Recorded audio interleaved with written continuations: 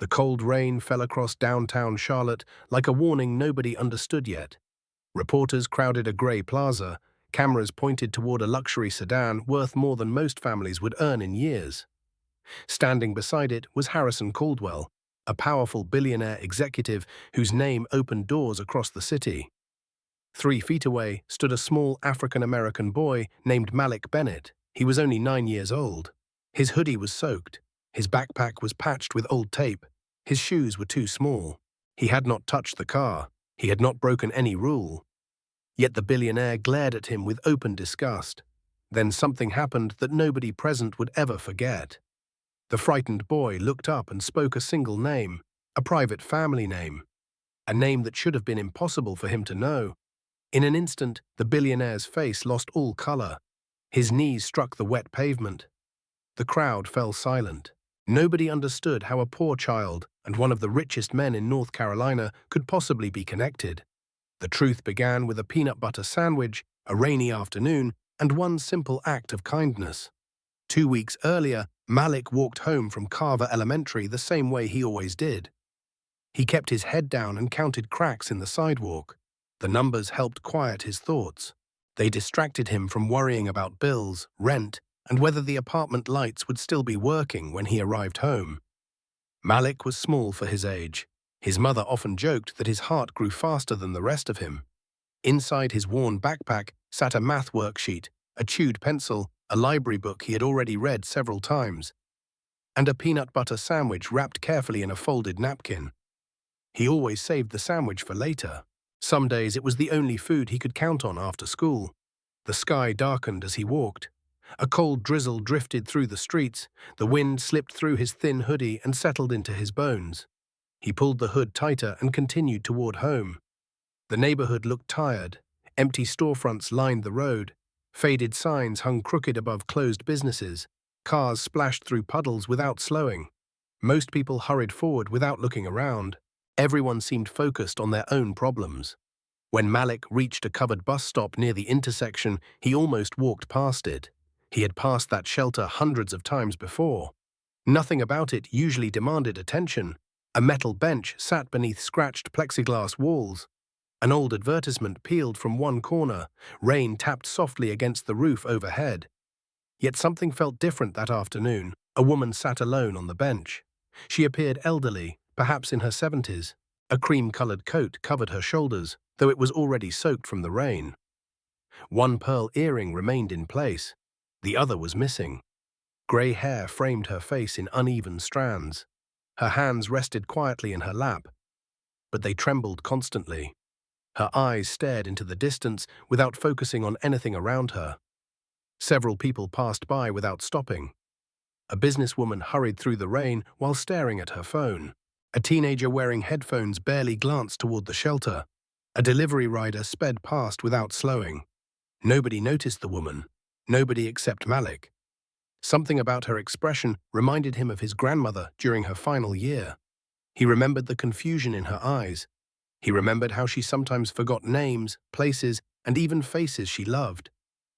The doctors had explained everything, but Malik had been too young to understand. What he never forgot was the sadness, the loneliness, the helpless look when reality slipped away. The woman on the bench carried that same look.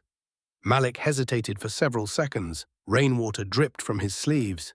His stomach reminded him how hungry he was. Home was only a short walk away, yet he could not leave. He stepped beneath the shelter and sat carefully a few feet away. "Mom, are you okay?" The woman slowly turned toward him. For a moment she seemed uncertain whether he was really there. Then a faint smile appeared. It was small and fragile. "I am waiting for Will," she said softly. "Is he coming?" "He is late. He is always late." Malik nodded politely, even though he had no idea who Will might be. Outside, the rain grew heavier. The woman continued trembling. Her lips had started turning pale from the cold. Malik looked down at the sandwich in his backpack. He had been saving it all day. He was hungry enough to eat it immediately. But as he watched the lonely woman shiver beside him, another thought entered his mind. Without realizing it, he was standing at the beginning of a journey that would change both of their lives forever. Malik slowly removed the folded napkin from his backpack. The peanut butter sandwich was slightly flattened from spending the day between textbooks and papers. Normally, he would have eaten every bite himself. His stomach certainly wanted him to. But the woman beside him looked colder and hungrier than he felt. He carefully unwrapped the sandwich and broke it into 2 equal pieces. "Mom, would you like some? My mum made it." The woman stared at the offered food. For several seconds, she seemed confused by what she was seeing. Then her eyes softened. She accepted the sandwich with trembling hands. "Thank you, sweetheart. You are welcome." Malik sat quietly while she ate. He finished his own half slowly. Neither spoke much. Sometimes kindness required words, other times it only required presence. The rain continued falling beyond the shelter. Traffic passed through puddles. A distant siren echoed somewhere across the city. Yet inside the small bus stop, the world seemed strangely peaceful. The woman finished the last bite and smiled again. "That was very good. My mama makes the best sandwiches." "I believe she does." A tear rolled down her cheek. She never seemed to notice it. Malik looked away politely. His mother always taught him that some people deserved privacy, even during difficult moments. Several minutes passed before the sound of approaching sirens grew louder. A white ambulance turned the corner and stopped beside the shelter. 2 paramedics stepped out quickly. One was a broad-shouldered man with kind eyes named Marcus Hayes. He approached the woman carefully. "Hello, ma'am. My name is Marcus. We are going to help you today." The woman looked at him briefly, then her attention returned to Malik. Something suddenly changed in her expression. For a moment the confusion disappeared. Her eyes became sharp, focused, present. She reached into the pocket of her expensive coat and pulled out a small green velvet pouch. The fabric looked old but carefully preserved. Before Malik could react, she pressed it into his hand. Her fingers wrapped around his. "Keep this safe," she whispered. Malik looked down at the pouch. "Mom, I cannot take this. Please," her voice cracked. "Please tell Harrison that Ellie is still here." The words meant nothing to Malik. "Who is Harrison? Just tell him. Promise me." The urgency in her voice surprised him. Malik nodded. "Yes, ma'am, I promise." The woman smiled, as though a tremendous weight had been lifted from her shoulders. Marcus and the second paramedic helped her stand. They wrapped a thermal blanket around her body. As they guided her toward the ambulance, she looked back one final time. "Do not forget." "I will not." The ambulance doors closed. Within moments, it disappeared into the rain. Malik remained alone beneath the shelter. The velvet pouch felt surprisingly heavy inside his pocket. He started walking home. The Bennett apartment sat on the 3rd floor of an aging brick building. The hallway smelled like old cooking oil and worn carpet. Malik climbed the stairs carefully. He knew exactly which steps squeaked. When he opened the apartment door, his mother was already home. Tiana Bennett worked long hours cleaning hotel rooms. At 33 years old, exhaustion had become a permanent companion, yet she still greeted her son with a smile. "Hey baby, how was school?" "It was okay. You hungry?" "Not really." She turned too quickly toward the kitchen. That was when Malik noticed the paper on the table. His mother tried hiding it beneath a stack of bills. She was too late. He saw enough. Notice to vacate. The words hit him harder than any punch. Malik pretended he had seen nothing. His mother pretended she had hidden it successfully. Neither mentioned the paper during dinner. They shared rice and vegetables while discussing school and work. Tiana talked about a generous hotel guest who left a small tip. Malik talked about a math quiz. Both carefully avoided the real worries hanging over the apartment. Later that evening, his mother fell asleep on the couch while still wearing her uniform. The television played softly in the background. Malik covered her with a blanket. Then he went into his small sleeping area. The velvet pouch waited inside his backpack. Curiosity finally overcame him. He sat cross-legged on the mattress and opened it. A beautiful brooch slid into his palm. Gold surrounded a deep green emerald that seemed almost alive beneath the lamplight. Tiny diamonds sparkled around its edges.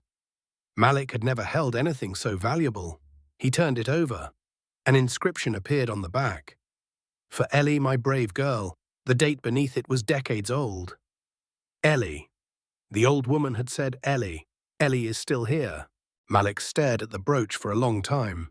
Then his eyes drifted toward the living room where his mother slept. He thought about the eviction notice. He thought about overdue bills. He thought about the fear she tried so hard to hide. The emerald gleamed beneath the light. A dangerous thought entered his mind. Maybe this could solve everything. Outside, rain tapped softly against the apartment window. Inside, a 9-year-old boy made a decision that would place him directly in the path of one of the most powerful men in the city. The next afternoon, Malik took a different route home from school. The velvet pouch rested inside his backpack. Every step felt heavier than the last. He could not stop thinking about the eviction notice. He could not stop thinking about his mother's tired eyes. The emerald brooch represented possibilities: food, rent, a chance to stay in their apartment. At 9 years old, Malik understood very little about jewelry. He knew even less about wealth. What he did understand was simple. Gold had value. People bought valuable things. His family needed money. The logic seemed straightforward. Several blocks from home, he noticed a flashing sign in a small strip mall. "We buy gold." The words immediately caught his attention. The store was called Sullivan Loan and Trade. Dust covered the windows. Old guitars hung on the walls. Watches and tools filled glass display cases. It looked like a place where people exchanged objects for cash. Malik stopped outside. His heart pounded. Then he pushed the door open. A small bell rang overhead. Behind the counter sat a middle-aged man with thinning red hair named Trevor Sullivan. He looked up from a magazine. His eyes quickly examined Malik, young, alone, poor, wet from the rain. The assessment took less than a second. "Can I help you, son?" Malik approached the counter. "I would like to sell something, sir." Trevor nodded. "What do you have?" Malik carefully placed the velvet pouch on the glass. Trevor opened it. The moment he saw the brooch, something changed. Most people would have reacted with surprise. Trevor did not. That worried him more than any visible shock would have. "Interesting," he said calmly. He picked up the brooch between his fingers. "Where did you get this?" "A lady gave it to me." "What lady?" "She was sick at a bus stop. The ambulance came. She told me to keep it." Trevor studied him. His expression remained neutral, but inside his mind raced. He recognized the piece immediately. Charlotte Society magazines had featured photographs of it for years. The emerald brooch belonged to Eleanor Caldwell, mother of billionaire Harrison Caldwell. Trevor excused himself and disappeared into the back office. "Wait here, son. I need to verify something." Malik nodded politely. He stood quietly beside the counter. He trusted adults, especially adults who seemed professional. In the back room, Trevor opened his laptop. A quick search confirmed his suspicion. The same emerald, the same engraving, the same family. Instead of contacting the family, Trevor reached for his phone. He dialed the police. "I have a child here trying to sell stolen property. Very expensive jewelry. Belongs to the Caldwell family." He paused. "Yes, he is still here. I can keep him occupied." A few minutes later, 2 police officers arrived. Malik saw the patrol car through the front window. His stomach immediately tightened. He had never been inside a police station before. The officers entered calmly. Trevor pointed toward the counter. The brooch disappeared into an evidence bag. One officer crouched to Malik's eye level. "Son, we need to ask you some questions." "About what?" "This jewelry. A lady gave it to me. We can discuss everything at the station." Malik's lower lip trembled. He wanted to explain. He wanted them to understand, but every attempt sounded smaller than the truth itself. "I am telling the truth, sir." The officer nodded politely, then guided him toward the door. Outside, people watched. A girl from his school stood across the street. 2 adults whispered. A man raised his phone and recorded video. Humiliation burned through Malik's chest. He had done nothing wrong. Yet everyone looked at him like a criminal. Across the city, on the 41st floor of Caldwell Tower, Harrison Caldwell sat behind a massive desk overlooking Charlotte. Everything about his office communicated power. Glass walls, private elevators, artwork worth millions. He controlled corporations, investments, and charities. Very little happened in the city without his influence touching it somehow. His public relations director entered carrying a file. Her name was Lauren Pierce. She rarely brought surprises. This time was different. "We have a situation," she said. Harrison glanced up. What kind of situation? It involves your mother. His expression hardened immediately. Lauren placed the file on his desk. A missing family heirloom has surfaced. A child attempted to sell it at a pawn shop. Harrison opened the report. Photographs of the emerald brooch stared back at him. For several seconds he said nothing. His mother had wandered away from her care facility weeks earlier. The disappearance of the brooch had been reported soon afterward. Now a child possessed it. The press will learn about this by morning, Lauren warned. What is your recommendation? We can minimize attention.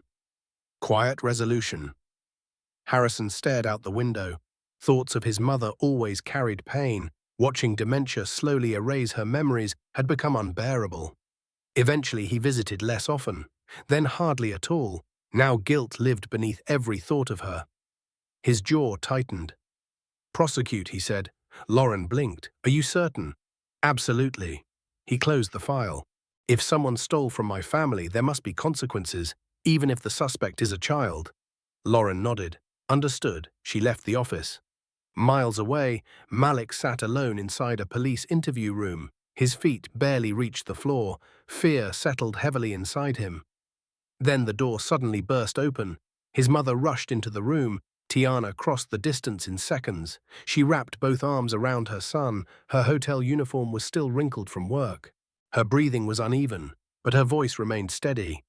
Baby, tell me exactly what happened. Malik looked into her eyes, and for the first time since entering the pawn shop, he felt safe. He did not yet realize that a billionaire had already decided his fate before hearing a single word of his story. Tiana Bennett sat beside her son in the small interview room.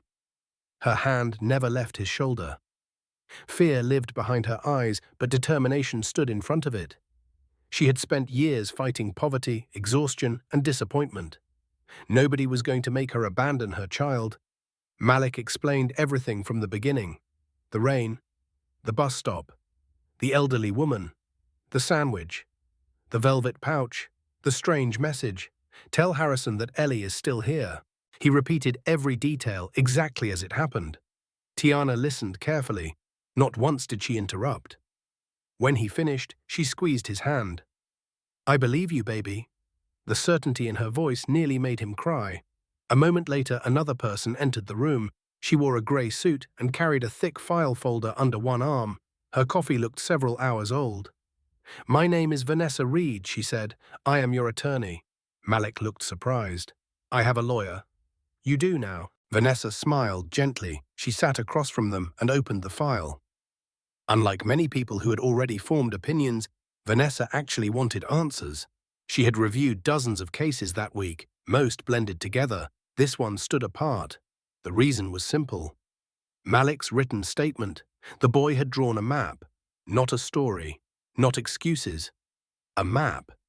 He had carefully sketched the bus stop, the bench, the ambulance, and the woman. Beside the drawing, he had added a tiny picture of a sandwich. Experienced lawyers learned to recognize dishonesty. Nothing about the drawing felt dishonest. Vanessa leaned forward. Malik, I need you to tell me everything again, even the strange parts, especially the strange parts. So he did. He described the woman's trembling hands, her confusion, her gratitude, her whisper, her gift. When he repeated the inscription engraved on the brooch, Vanessa stopped writing. For Ellie, my brave girl. The room became silent. Everyone in Charlotte knew Harrison Caldwell's name. The connection immediately caught her attention. Vanessa closed her notebook. Malik, can you repeat all of this for a judge if necessary? Yes, ma'am. Good. Very good. After leaving the station, Vanessa began investigating. Unlike wealthy attorneys with unlimited resources, she worked mostly alone. Long hours and determination compensated for what she lacked financially. She requested emergency dispatch records. A call appeared exactly where Malik claimed. Made from his mother's inexpensive flip phone. Location confirmed. Time confirmed. Next, she obtained hospital records. The elderly woman had been admitted shortly after the ambulance arrived. Diagnosis: hypothermia, advanced dementia, found at bus stop accompanied by Good Samaritan minor. Vanessa stared at those three words. Good Samaritan minor, they mattered. They mattered a great deal. The following morning, she tracked down the lead paramedic. Marcus Hayes remembered Malik immediately. The kid stayed with her over an hour, Marcus said. Most adults would have walked away. He held her hand the entire time, never asked for recognition, never asked for anything. Would you testify to that? Absolutely. Vanessa thanked him and hurried back to her office. For the first time since accepting the case, she felt hope, real hope. That evening, she called Tiana. We have evidence. The emergency call exists. The hospital report exists. The paramedic is willing to testify. There was silence. Then Tiana began crying. Not the quiet tears she hid from her son. These were tears of relief. For days, she had felt trapped beneath a mountain. Finally, someone was helping her climb. Meanwhile, the local media discovered the story. News stations aired Malik's school photograph. Headlines suggested theft. Talk radio hosts speculated. Social media exploded. Very few people waited for facts. Most simply assumed guilt. The Bennett apartment phone rang constantly. Tiana eventually unplugged it. Malik lay awake that night listening to his mother cry beyond the curtain separating their sleeping spaces. He hated himself for causing her pain. He replayed every decision repeatedly. What if he had walked past the bus stop? What if he had never opened the pouch? What if he had ignored the woman completely? Yet deep down, another thought remained. If faced with the same choice again, he still would have shared the sandwich. Several days later, Vanessa filed a motion challenging the charges. A hearing was scheduled. Nothing had been dismissed. Nothing had been won. But at least someone was finally listening. On a bright afternoon, Vanessa invited Malik and Tiana to join her for frozen treats after a meeting. The weather had finally improved. Sunlight reflected from storefront windows. For the first time in days, Malik smiled. Blue syrup stained his lips. His mother laughed when she noticed. The sound surprised all three of them. It had been too long since laughter visited their lives. As they sat together on a low brick wall, Tiana turned toward Vanessa. You are the first person who looked at my son and saw a child. Vanessa watched Malik chase a bird across the sidewalk. A memory surfaced. Years earlier, her own brother had been falsely accused of something he never did. People had judged him before hearing the truth. She never forgot. Your son is a good kid, she said quietly. We are going to fight for him. Across town, however, powerful people were preparing a very different strategy.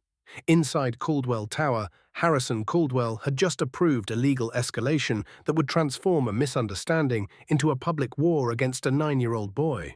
Monday morning arrived with heavy clouds hanging over Charlotte. The city looked cold and tired. Commuters hurried through crowded sidewalks. Traffic crawled between office towers. Yet inside the Bennett apartment, the atmosphere felt far heavier than the weather outside. Malik sat quietly at the kitchen table, finishing homework. His pencil moved across the page, but his attention remained fixed on the adults talking nearby. Vanessa Reed had come early. The expression on her face immediately worried Tiana. Something happened, she asked. Vanessa nodded. Something happened, and it is not good. She placed several documents on the table. The legal team representing Harrison Caldwell had filed new motions. The value of the emerald brooch had been reassessed. Its estimated worth had increased dramatically. As a result, prosecutors were considering additional charges. Tiana stared at the paperwork. Her hands began trembling. This is a child, she said. Vanessa agreed. Apparently that no longer matters. The silence that followed felt suffocating. Malik looked down at his worksheet. Numbers suddenly seemed easier than reality. Vanessa continued. The Caldwell attorneys have also secured cooperation from the pawn shop owner, Trevor Sullivan. He claims Malik behaved suspiciously. Tiana laughed bitterly. A frightened 9-year-old trying to help his mother pay rent is suspicious. Apparently, Vanessa removed another envelope. This one carried a different purpose. A settlement offer. She slid it across the table. Tiana opened it. Her face darkened. What exactly are they offering? Juvenile diversion, no public trial, no permanent record. The case disappears quietly. That sounds reasonable until you read the conditions. Tiana continued reading. Then she stopped. Her eyes widened. They want him to admit guilt. Vanessa nodded. Yes, only receiving stolen property. Nothing more, but he would still be admitting wrongdoing. Tiana slowly looked toward her son. Malik met her eyes. The room suddenly felt very small.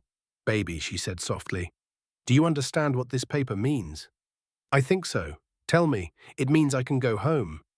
But I have to say I did something bad, even though I didn't." Tiana swallowed hard. "Exactly." Malik stared at the paperwork. He was only 9 years old. Yet the choice before him carried enormous weight. Several long moments passed. Then he shook his head. "I cannot sign it, Mama." "Why not?" "Because it would be a lie." The answer came so simply that nobody spoke afterward. Tiana closed her eyes. Pride and heartbreak collided inside her chest. Vanessa reached across the table. "Then we fight." That afternoon, the pressure began. At first, it arrived quietly. Then it grew stronger, and stronger, and stronger. By Tuesday morning, Tiana was called into her supervisor's office at the hotel. The manager refused to look directly at her. Corporate has concerns. Concerns about what? Public relations, guest complaints, media attention. The excuses sounded rehearsed. The outcome was already decided. After 4 years of loyal work, she was terminated, effective immediately. Tiana walked through the employee parking lot carrying a small cardboard box. Inside were family photographs, a coffee mug, and a few personal items. Nothing else. She sat inside her aging car. For several minutes, she simply stared through the windshield. Then the tears came. Not because she lost a job, because she knew why she lost it. The following day brought another blow. The landlord arrived personally. His expression revealed discomfort before he even spoke. A revised eviction notice. 7 days. Not 30. 7. "I am sorry, Tiana. It is out of my hands." She accepted the paper silently. There was nothing left to say. By Wednesday, reporters began appearing outside the apartment complex. Neighbors whispered. Strangers stared. People who once smiled now crossed the street. Fear spread faster than facts. At school, things became worse. The principal removed Malik from class. "For your safety." That was the explanation. He spent most of the day sitting near the front office. He missed lunch. He missed recess. He missed being a normal child. A secretary eventually offered him a snack. He could not eat it. When dismissal arrived, Malik stood outside waiting for familiar faces. One by one, parents collected their children. Several looked at him, then looked away. One mother physically pulled her son toward a different vehicle, as though standing beside Malik might somehow be dangerous. Rain began falling again. He walked home alone. That evening he heard muffled crying from the bathroom. His mother had locked the door. Malik sat on the hallway floor outside. His back pressed against the wood. He could feel her pain through the door itself. "Mama." No answer. "Mama." Still silence. Finally he spoke again. "Did I do something wrong?" Inside the bathroom, Tiana covered her mouth. Her heart shattered. "I only wanted her to stop being scared." The words nearly broke her. Miles away, another conversation unfolded. Inside a private memory care facility, Eleanor Caldwell sat beside a large window. For once, her mind seemed unusually clear. A nurse named Grace Patterson gently brushed her hair. Eleanor watched the parking lot below. Then she spoke. "Did Harrison find the boy?" Grace looked surprised. "What boy?" "The brave one. The one who shared his sandwich." "Did Harrison find him?" Grace hesitated. "I do not know. Please tell him." "Tell him the boy was kind. Very kind." Grace promised. Later that night, while watching the news, she saw Malik's photograph on television. The headline described theft. Grace nearly dropped her coffee. Her eyes widened. She recognized the face immediately. The brave boy, the sandwich. The same story Eleanor repeated for days.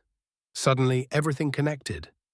And in that moment, a witness finally emerged who possessed the power to destroy the entire case against Malik Bennett. Grace Patterson could not stop thinking about the television report. The smiling boy on the screen was the same child Eleanor Caldwell had described repeatedly during the previous 2 weeks. The brave boy, the sandwich, the bus stop. Every detail matched. She turned off the television and hurried toward her locker. Inside sat a small notebook. For years, Grace had kept notes about unusual patient conversations. Working with memory care residents taught her that important truths often appeared unexpectedly. Many memories faded, others returned with remarkable clarity. Eleanor's comments about the boy had appeared again and again. Grace flipped through page after page. There it was. The brave boy gave me his sandwich. Several pages later, I gave him Mama's brooch. Then again, please tell Harrison that Ellie is still here. The notes stretched across multiple days, multiple shifts, multiple moments of unusual clarity. Grace sat down heavily. The evidence had been hiding in plain sight. The next morning, she contacted Vanessa Reed. By noon, they were sitting together inside a quiet diner. Rain tapped gently against the windows. The smell of coffee filled the air. Grace placed the notebook on the table. Vanessa immediately recognized its importance. Then Grace revealed something even more valuable: voice recordings. For years, she had recorded end-of-shift summaries to help organize patient information. Most contained routine observations. One recording changed everything. Grace pressed play. Eleanor Caldwell's voice filled the booth. The boy gave me his sandwich. I gave him Mama's brooch. Tell Harrison that Ellie is still here. Vanessa closed her eyes. Relief washed across her face. For the first time since accepting the case, she possessed direct evidence. Not speculation, not assumptions. Evidence. How lucid was she when this was recorded? Vanessa asked. Very lucid. Her physicians documented multiple periods of clarity each week. She knew exactly what she was saying. Vanessa leaned back. Everything was changing. The pieces finally fit together. That evening, her small office became unexpectedly crowded. Grace arrived straight from work. Marcus Hayes came from the fire station. A young investigative journalist named Danielle Brooks joined them as well. Danielle had spent months researching questionable practices surrounding the Caldwell empire. Until now, she lacked proof. Vanessa spread documents across her desk. All right, she said, let's review everything. Marcus spoke first. We have the emergency call, time-stamped, verified. Grace added the notebook. We have repeated statements from Eleanor, recorded over multiple days. Danielle organized additional records, hospital intake reports, witness statements, ambulance documentation. Vanessa nodded. And the security cameras. The city bus stop had surveillance footage. She had finally received access that afternoon. Nobody in the room had watched it yet. Vanessa connected a laptop to the television mounted on the office wall. Everyone leaned forward. The video began. Rain covered the screen. A lonely bus shelter appeared. Then Malik entered. He looked exactly as described. Small, thin, carrying a worn backpack. The footage contained no audio. It did not need any. The truth was visible. Malik sat beside Eleanor. He offered half of his sandwich. She accepted. Several minutes passed. Then he removed his hoodie, even in the cold rain. Even though he barely had enough clothing himself. He draped it across Eleanor's lap. Grace covered her mouth. Marcus shook his head. The boy stayed beside her until help arrived. When paramedics appeared, Malik remained nearby. He answered questions. He pointed toward Eleanor. He helped however he could. When the ambulance finally departed, he walked away alone. No celebration. No reward, no expectation of recognition, just a child returning home. The screen went dark. Nobody spoke for several seconds. Danielle finally broke the silence. This destroys the entire narrative. Yes, Vanessa replied. It does. The journalist opened her notebook. If I publish this tomorrow morning, the story explodes. Public opinion changes instantly. The Caldwell legal team collapses. Vanessa understood. One article could reshape everything. Yet she hesitated. Why? Because she kept thinking about Eleanor and Harrison, the son who had stopped visiting, the son who never heard the full story, the son making decisions from ignorance rather than truth. Vanessa finally spoke. Not yet. Danielle looked surprised. Not yet, no. He deserves one chance, one opportunity to hear his mother's voice before the city hears it. The room fell silent. Marcus understood immediately. Grace nodded.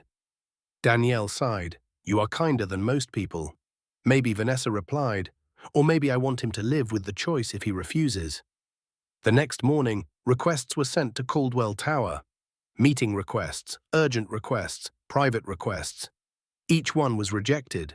Harrison Caldwell remained focused on his upcoming press conference.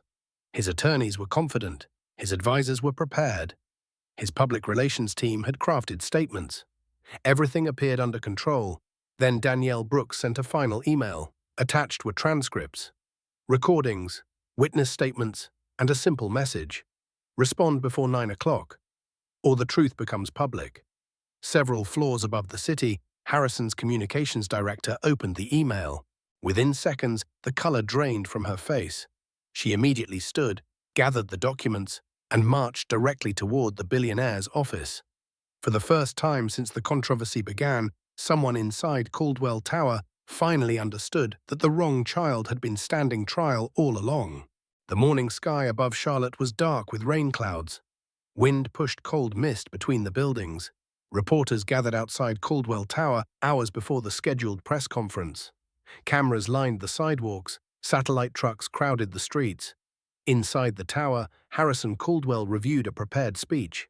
Every word had been polished. Every answer had been rehearsed. The strategy was simple. Control the story, protect the company, move forward. Shitatsu. Then his communications director entered without knocking. That alone caught his attention. She never entered without permission. Her expression carried urgency. "Something is wrong," Harrison said. "Very wrong." She placed a thick folder on his desk. "You need to read this immediately." The confidence in Harrison's face slowly faded as he opened the documents.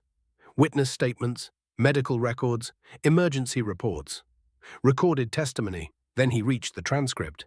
The words belonged to his mother. "The boy gave me his sandwich. I gave him Mama's brooch. Tell Harrison that Ellie is still here." Harrison stopped reading. His hands became still. The room suddenly felt much smaller. For a long moment he stared through the office window toward the city below. The memory hit him without warning. Ellie. The nickname belonged to his mother. Only family used it. Only people closest to her knew it existed. He had not heard it spoken aloud in years. His communications director remained silent. Eventually Harrison looked up. "Who has seen this?" "Not many people. Yet." The single word landed heavily. Yet, meaning the truth was approaching. Fast. She continued. "There are people waiting in conference room B, the boy's attorney. A nurse, a paramedic. They requested 5 minutes." Harrison glanced at the clock. The press conference was approaching. Everything had been scheduled. Everything had been planned. 5 minutes, he repeated. Yes. His first instinct was refusal. That instinct had guided most of his life. Trust lawyers, trust advisors, control outcomes, avoid weakness. Yet something about his mother's words refused to leave him alone. "Tell Harrison. Tell Harrison. Tell Harrison." He stood slowly. 5 minutes. Conference room B overlooked the city skyline. Rain streaked the windows. 3 people stood waiting. Vanessa Reed, Marcus Hayes, Grace Patterson. Harrison entered. He remained standing. "You have 5 minutes." Vanessa nodded. "That is all we need." Without another word, she connected a laptop to the conference screen. The surveillance footage began playing. The room fell silent. Harrison watched. A small boy entered the frame, a thin hoodie, a worn backpack, a lonely bus stop. An elderly woman, his mother. The footage revealed everything. Malik sharing food, Malik removing his hoodie, Malik staying in the rain, Malik holding Eleanor's hand, Malik calling for help, Malik expecting nothing in return. The entire sequence unfolded before Harrison's eyes. Every assumption collapsed. Every accusation shattered. The screen went dark. Nobody spoke. Then Grace pressed play on her phone. Eleanor's voice filled the room, clear, strong, undeniable. "The boy gave me his sandwich. I gave him Mama's brooch. Tell Harrison that Ellie is still here." The recording ended. Silence returned. Harrison gripped the back of a chair. His knuckles whitened. For several seconds he struggled to breathe normally. His mother's voice carried him backward through decades. Birthday parties, school events, family dinners, a woman who once knew everything about him. A woman he gradually stopped visiting because watching her disappear hurt too much. And now a stranger's child had shown her more compassion than her own son. The realization struck harder than any public scandal ever could. One of the attorneys standing near the wall finally spoke. "Sir, this changes very little legally." Harrison turned toward him. His expression stopped the man instantly. "Get out, sir. Now." The attorney left. Nobody else moved. "Where is the boy?" Harrison asked quietly. "Outside," Vanessa replied, "waiting with his mother, waiting to learn whether you are going to destroy his future." The words hit their target. Harrison closed his eyes, then opened them again. The decision came instantly. He walked toward the door, not toward the elevators, toward the stairwell. 38 floors separated him from the street. He took them all, step after step, breathing harder with every level. Sweat soaked through his expensive suit. His legs burned. Yet he continued, because for the first time in years, he needed to feel something. Outside, reporters waited beside the podium. Microphones stood ready. Cameras pointed toward the entrance. The prepared speech sat folded nearby. Tiana Bennett stood with one hand resting protectively on Malik's shoulder. The boy looked smaller in person than he had on television. Smaller, younger, more vulnerable. Nothing about him resembled the criminal portrayed by headlines. The building doors opened. Every camera turned. Harrison Caldwell emerged into the rain. The crowd expected him to approach the podium. Instead, he walked directly toward Malik Bennett, and for the first time since this story began, the billionaire finally looked the child in the eyes. Rain fell steadily across the plaza. Reporters stood shoulder to shoulder beneath umbrellas. Camera lights reflected against wet pavement. Every major news outlet in Charlotte had arrived expecting a carefully managed corporate statement. Instead, they watched Harrison Caldwell walk past the podium, past the microphones, past the carefully prepared speech, past the advisors waiting nearby. He walked directly toward Malik Bennett. The crowd became silent. Even the reporters stopped shouting. Tiana instinctively stepped slightly forward. Years of protecting her son had become second nature. She did not trust powerful men. Not anymore, especially not this one. Malik stood quietly beneath his hood. Rainwater dripped from the edge of the fabric. His backpack hung from one shoulder, the same backpack that carried schoolbooks, sandwiches, and burdens no child should carry. Harrison stopped a few feet away. For a moment, neither spoke. The billionaire studied the boy. Malik studied him back. The child saw something surprising. The anger was gone. The confidence was gone. The arrogance was gone. The man standing before him looked exhausted, almost broken. Then Malik remembered the promise made inside a rainy bus shelter. The promise made to a frightened old woman. A promise nobody else understood. He swallowed nervously, then spoke. "Ellie," one word, nothing more. The effect was immediate. The color vanished from Harrison's face. His eyes widened. A lifetime of memories rushed through him. His mother laughing, his grandmother calling her Ellie. Family gatherings, childhood summers, moments long buried beneath years of work and distance. Nobody outside the family knew that name. Nobody. Yet somehow this child did. Because his mother had trusted him. Because his mother had chosen him. Because his mother had remembered something important when so much else had disappeared. Harrison's legs gave way. He dropped to his knees on the rain-soaked pavement. Gasps erupted across the plaza. Camera shutters fired rapidly. Nobody cared about the scheduled press conference anymore. This was real. This was human. Tears streamed down Harrison's face, not polite tears, not controlled tears. Years of guilt finally broke loose. He cried openly, the way grieving children cry, the way exhausted souls cry, the way people cry when truth finally catches them. Malik looked confused. He had never seen a billionaire before. He certainly had never seen one crying in the rain. The child did not understand business scandals, public relations disasters, corporate pressure. He only understood sadness, and the man before him looked very sad. So Malik stepped closer, the same way he stepped closer to Eleanor at the bus stop, the same way he always approached lonely people. "She wanted me to tell you, sir." Harrison looked up. His eyes were red. His voice barely worked. "I know." He reached toward the boy slowly, not demanding, not expecting, asking. Malik placed his small hand in Harrison's. The gesture felt simple, Yet everyone watching understood its meaning. "I am sorry," son Harrison whispered. "I am so sorry." The words carried far beyond the microphones. They were not directed only at Malik. They were for Eleanor, for Tiana, for himself, for every mistake that brought them there. Eventually, Harrison stood. Rain continued falling. The prepared speech remained forgotten near the podium. He turned toward the reporters. Hundreds of eyes watched. Thousands more would soon see the footage. The city held its breath. Harrison spoke without notes, without lawyers, without rehearsals. "This child saved my mother's life." The statement stunned the crowd. Every camera moved closer. Every microphone lifted higher. He continued, "While I failed to be present for my mother, this young man showed her kindness. While others walked away, he stayed. While others ignored her, he helped." His voice cracked. "All charges against Malik Bennett are withdrawn immediately."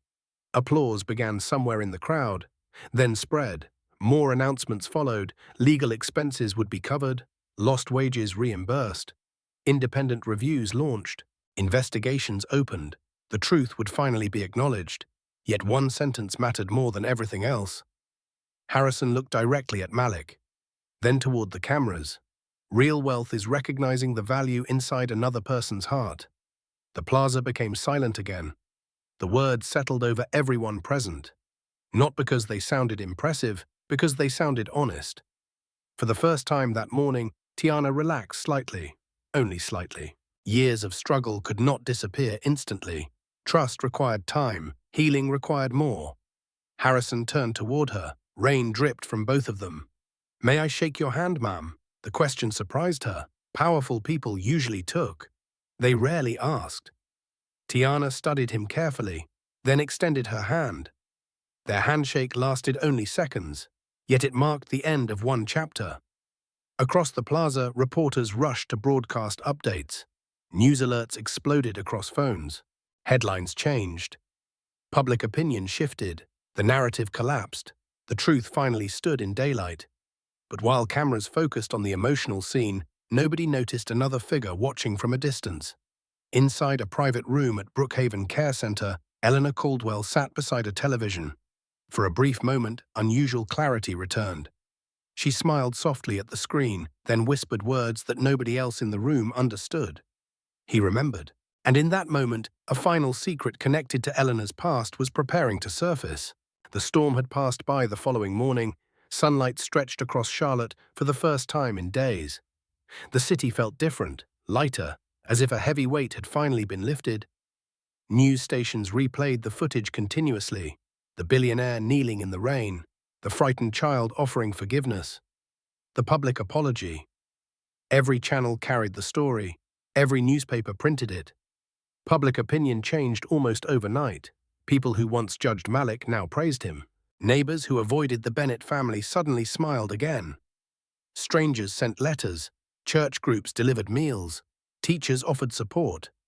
For Tiana, the sudden attention felt overwhelming. 1 week earlier, she had been facing unemployment, eviction, and humiliation. Now reporters wanted interviews, community leaders wanted meetings, organizations wanted to help. Yet she remained cautious. Life had taught her that public sympathy could disappear as quickly as it arrived. Meanwhile, inside Caldwell Tower, consequences were unfolding. Harrison spent most of the day in meetings, not public meetings, private ones, the kind where truth replaced strategy. The first concerned Trevor Sullivan. Investigators reviewed security footage, statements, and timelines. Questions quickly emerged. Why had Trevor immediately assumed theft? Why had he never contacted the Caldwell family? Why had he described a frightened child as suspicious before gathering facts? The answers revealed uncomfortable truths. Bias, assumptions, convenience. By afternoon, authorities launched a formal inquiry. Trevor suddenly found himself facing the same public scrutiny he once helped direct toward Malik. Elsewhere, Harrison requested access to records from Brookhaven Care Center. He spent hours reading nursing notes, page after page, entry after entry. Each described the same story. The brave boy, the sandwich, the kindness, the gratitude, again and again. His mother repeated it for days. She never forgot that part. Harrison stared at the notes for a long time. A painful realization settled inside him. His mother remembered kindness longer than she remembered names. That truth hurt, because it revealed exactly what mattered most. Late that afternoon, Harrison visited Brookhaven. The facility looked peaceful beneath clear skies. Birds moved between trees outside the windows. The scent of flowers drifted through the courtyard. Inside, Eleanor sat reading an old magazine. For once, she appeared remarkably alert. "Hello, Mum." She looked up. A smile appeared. "Harrison." The sound nearly broke him. Some days she recognized him. Many days she did not. Today she did. He sat beside her. Neither spoke for several moments. Then Eleanor reached for his hand. "Did you find the boy?" Harrison swallowed. "Yes, Mum. I found him." "Good." She nodded softly. He was lonely too. The comment surprised him. Lonely. Not poor. Not young. Not different. Lonely. That was what she noticed. That was what she remembered. Eleanor smiled toward the window. People need each other. They always have. Harrison lowered his head. The simple wisdom felt larger than any business lesson he had ever learned. Across town, Malik sat at the kitchen table doing homework. The apartment still faced uncertainty. Nothing had magically transformed overnight. Yet hope had returned. That alone changed everything. Vanessa stopped by during the evening. She carried good news. The case is over. Officially, no charges, no record, nothing. Malik smiled. A genuine smile, one his mother had not seen in weeks. Tiana hugged him tightly. For a moment, neither wanted to let go. Vanessa watched quietly. Cases ended every day. Very few ended this way. Before leaving, she handed Malik a small package. "What is it? Open it." Inside was a brand new notebook. The cover was dark blue, strong, simple.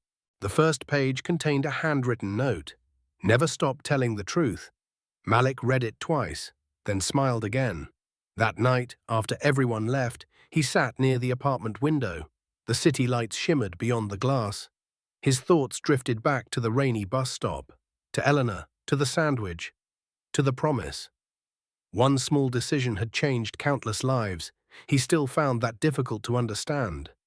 Outside, traffic moved steadily through the city. Inside, Malik opened the notebook and wrote his first sentence. "Sometimes helping one person helps more people than you can see." He stared at the words, then added another.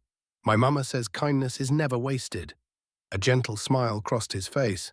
What he did not know was that Harrison Caldwell was preparing one final decision.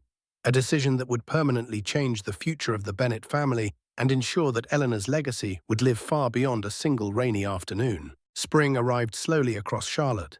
The trees regained their color. Warm sunlight replaced gray skies. Flowers appeared in neighborhoods that had seemed forgotten during winter. Life moved forward. Yet for the Bennett family, nothing felt quite the same. Several weeks after the press conference, Harrison Caldwell invited Tiana and Malik to a meeting at the Caldwell Foundation. The invitation made Tiana nervous. Experience taught her that powerful people often expected gratitude. She had no intention of becoming anyone's project. Still, she agreed to listen. The foundation headquarters overlooked a small public garden. Children played nearby, birds moved through flowering trees. The atmosphere felt surprisingly welcoming. Inside a conference room, Harrison stood waiting. No cameras, no reporters, no lawyers, just a man carrying regret and a family carrying scars. "Thank you for coming," he said. Tiana nodded politely. "What did you want to discuss?" Harrison took a breath. "My mother spent years teaching me that success means nothing if it cannot help someone else. Somewhere along the way, I forgot that lesson." He looked toward Malik. "Your son reminded me." The room remained quiet. Then Harrison presented several documents. Not gifts, not charity. Opportunities, a scholarship fund, educational support, housing assistance. Career opportunities for Tiana through the foundation. Programs designed to help families facing circumstances similar to theirs. Tiana reviewed every page carefully. She asked difficult questions. She demanded honest answers. Harrison respected every one of them. Because trust, once broken, required patience to rebuild. Months passed. The Bennett family moved into a modest two-bedroom apartment filled with sunlight. The kitchen window overlooked a small community garden. For the first time in years, Tiana slept without worrying about eviction notices. For the first time in years, Malik had a bedroom of his own. A desk, a bookshelf, a quiet place to dream. Tiana accepted a position with the Caldwell Foundation, not because of sympathy, not because of publicity, because she earned it. Her compassion and resilience impressed everyone she worked with. The title on her office door mattered, but the respect mattered more. Meanwhile, Malik began attending a new school through the Eleanor Scholarship Program. The program carried a simple mission: support children who choose kindness when nobody is watching. The name honored a woman whose memory faded, but whose heart never forgot compassion. Every Sunday afternoon, Malik visited Eleanor. Sometimes she remembered him, sometimes she did not. Neither possibility changed his routine. He sat beside her window, read books aloud, shared stories, brought peanut butter sandwiches wrapped in folded napkins. On good days, Eleanor smiled and called him brave. On difficult days, she called him by other names. Malik answered kindly regardless, because kindness did not require recognition, it only required intention. Harrison visited often too, more often than he ever had before. The visits were not always easy. Watching dementia steal memories remained painful, yet now he understood something important. Love is not measured by comfort, it is measured by presence. One afternoon, Eleanor sat quietly watching sunlight move across the floor. Her mind seemed unusually clear. She looked at Harrison, then at Malik, then smiled. "My brave boys." The simple sentence filled the room with emotion. Neither spoke, neither needed to. Across Charlotte, other changes continued. Vanessa Reed established a non-profit legal center dedicated to protecting children facing wrongful accusations. Marcus Hayes became one of its strongest supporters. Community organizations partnered together. New outreach programs emerged. Conversations about fairness, dignity, and compassion spread throughout the city. One act of kindness had created ripples nobody could have predicted. Months later, on a warm afternoon, Malik walked home from school. His backpack was new now. No tape covered the straps. His shoes fit properly. His future looked brighter. Yet some habits never changed. He still counted cracks in the sidewalk.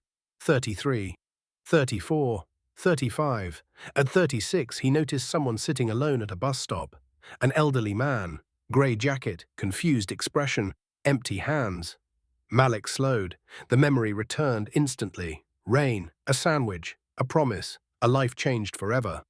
He stepped beneath the shelter and sat nearby, careful not to startle him, the same way he once approached Eleanor. Then he opened his backpack. Inside rested a peanut butter sandwich wrapped in a folded napkin. He broke it in half and held one piece out. "Sir, it is pretty good. My mama makes them." The old man looked at the sandwich, then at Malik, then smiled. The two sat together quietly while buses came and went. No cameras recorded the moment. No reporters noticed. No headlines would appear. Yet perhaps that made it even more important. Because the greatest acts of kindness rarely happen in front of crowds. They happen when nobody is watching. A hungry child shared half a sandwich, then shared another, and through those simple choices, he reminded an entire city what real wealth truly means.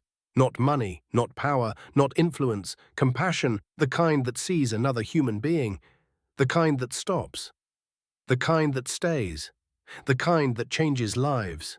And that is how a forgotten bus stop, a frightened old woman, and a 9-year-old boy transformed one another forever. Subscribe to the channel, leave a comment, your viewing location, and share this video.